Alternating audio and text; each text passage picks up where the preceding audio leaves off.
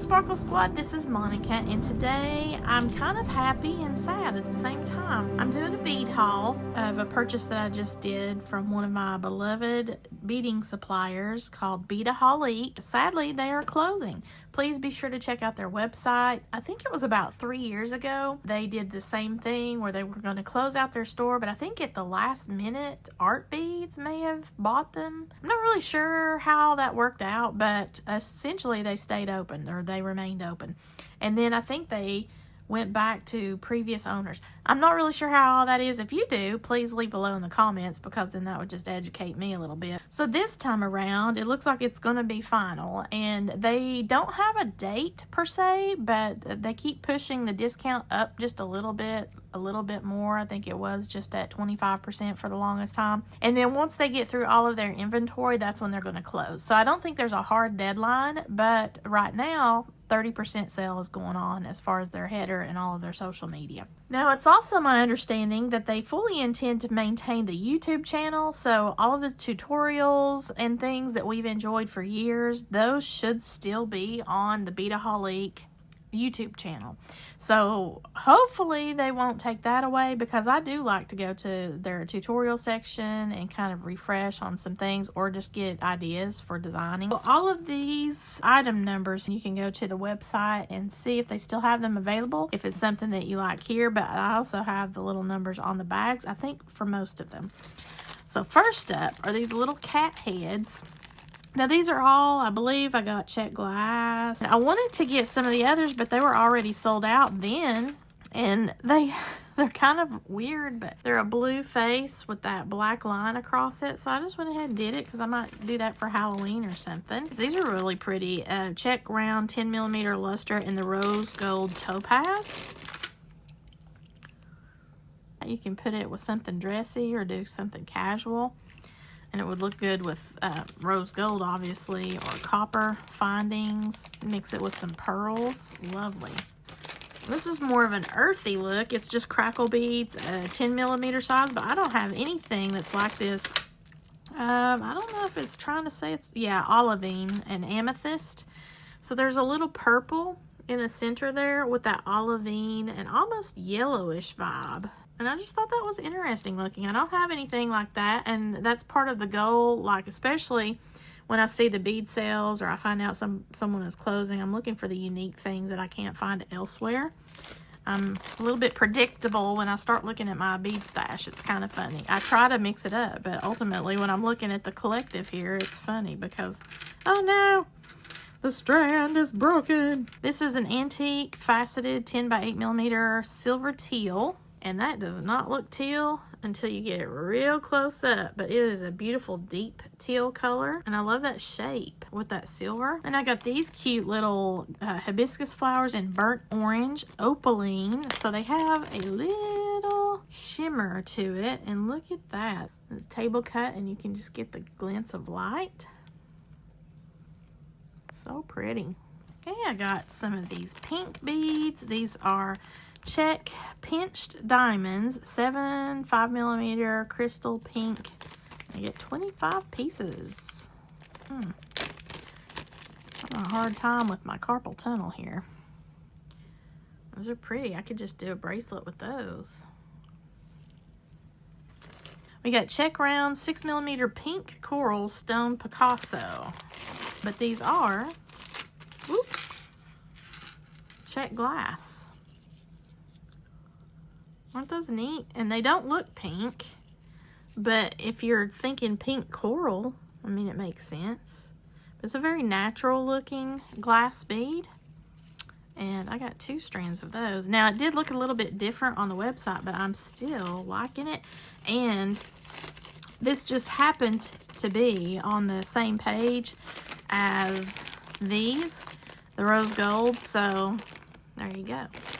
And we have some of these small oak leaf charms. Now, it's funny because the oak leaf trees that we planted, one of them just never did bloom any leaves, and then the other one bloomed the leaves, but now they've all been digested by some sort of what we think to be a caterpillar, because we have seen one caterpillar on there in just the course of 2 nights.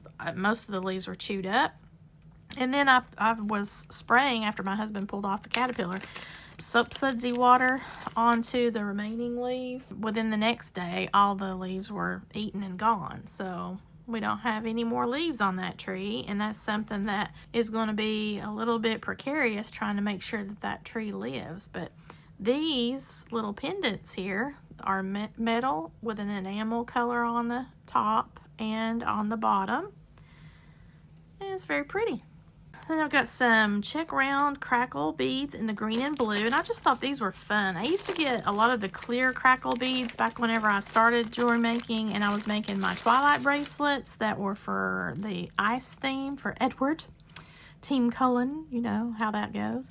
And I just really like the look of them. They come in all different sorts of colors, but this is like a little bit of a neon bright green with a darker green, and it almost looks like a yellow on the camera and slightly in person as well. But I think it's really an interesting bead, and I ultimately thought I might do this for like an ocean theme because I got this awesome pendant here, and this is another one of those enamel coated metal pendants, and this is a conch shell in the 48.5 by 21.5 millimeter. Very pretty, and it is matchy. And in that spirit, I've got these Czech lentil beads. They are like a mirror reflection, and it's a lime teal, so there's a yellow, green, and then that teal blue mix, which will also coordinate very well with this here. And then it hangs from the top, so it's not quite like a regular bead, but it's still going to be an interesting little element. I might create dangles with that, or I might just have it on earrings. I'm not quite sure how I'm going to work that into my design, but I just had to have them. And then these are a Czech small flat square in 6 millimeter blue iris. There's a half coat in the teal. And what that means, I think, is it's just on one side. So you see how there's a blue shimmer there, that coat, and then we turn it over. There's not any mirrored coating. It's just the glass itself. So that's half coat. So it's on one side of the bead. But it's very pretty with that blue. Then we have some of the fire polished 6 millimeter teals, Czech glass. I love these beads. I love this shape too, because even though it's faceted, it is a round bead, but it's not like a true round. It's more almost barrelish. Not really, but you know what I'm saying. I love that shape, and this is the shape of Czech glass that I originally got started with in collecting. Got some more of these enameled charms. They are metal enameled bears. Aren't those cute? I love the color of that too. You normally see it in the brown or like a distressed color, but this is a nice blue, or teal blue rather. I think it's teal blue. Let's see what it says. It doesn't say, but it's Galaxy Bear facing the left. And then finally, I got some more of these pendants, enameled metal pendants. And this is an ocean scene with a sunrise. Or sunset, whichever way you want to look at it. Pendant, round disc, sunrise pattern, 33 millimeter size. And a lot of the colors that I got, you notice the teal, some of these beads can coordinate with that.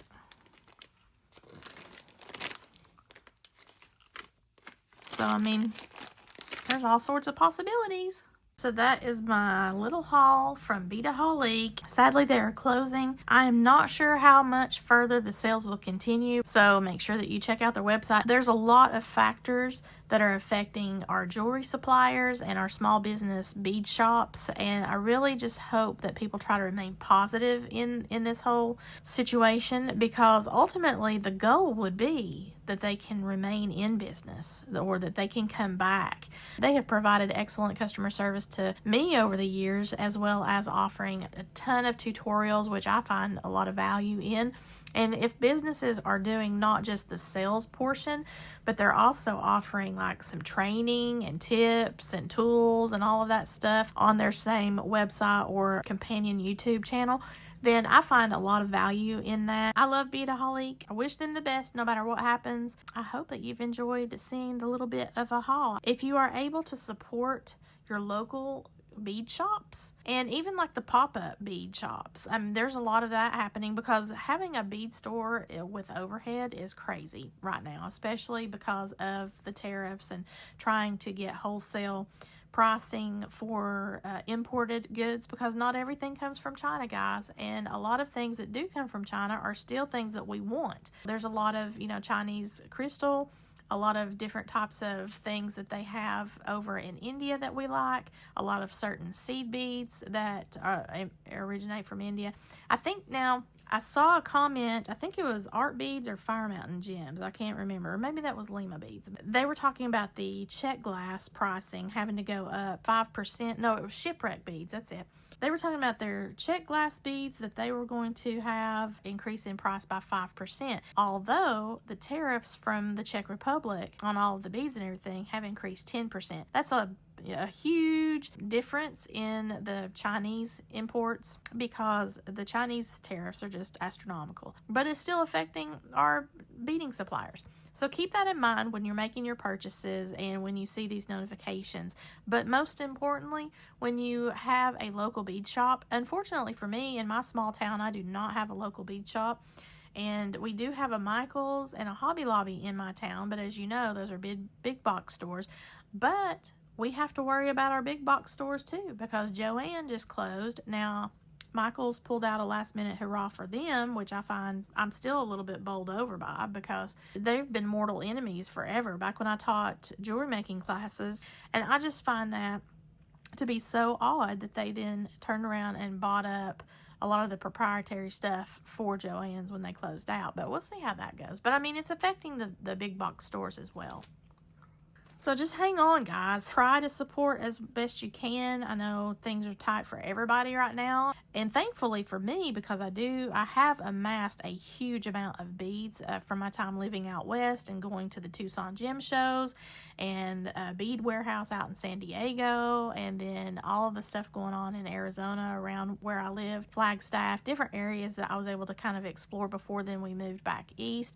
I do have a ton of beads. I'm sorry, Beadaholique, that you are closing, but thank you for offering so many good deals over the years, and especially the training. I have really enjoyed a lot of your tutorials, and I hope that everybody that's involved with Beadaholique finds new employment, because this is a horrible time right now to be losing jobs.